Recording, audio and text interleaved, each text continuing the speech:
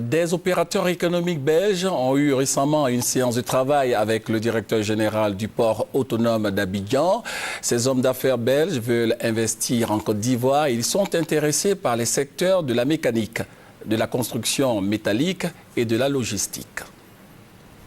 Avec une possibilité d'accueil de 60 navires en opération simultanée sur 6 km de quai, d'un terminal à conteneurs de 15 hectares d'entrepôts couverts et 35 de terre-plein, des réseaux routiers et ferroviaires en bon état, le port autonome d'Abidjan constitue la plateforme de transit par excellence pour beaucoup de pays de la sous-région.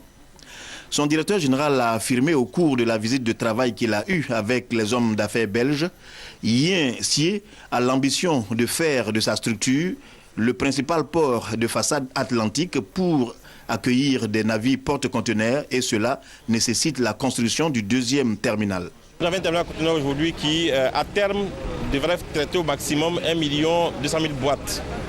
Alors que les perspectives de développement de trafic prévoient, aux alentours des années 2020, une possibilité de traiter 3 millions de boîtes.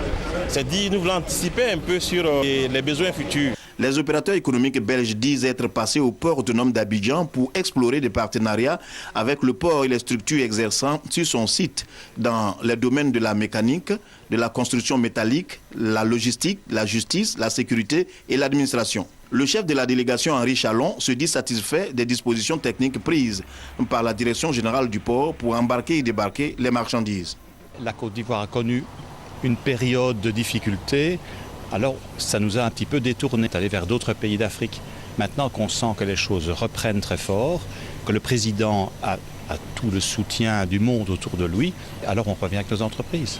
La mobilisation des opérateurs économiques en Côte d'Ivoire ces derniers mois est le fruit d'actions diplomatiques menées par le chef de l'État et son gouvernement lors des visites officielles de travail à l'étranger.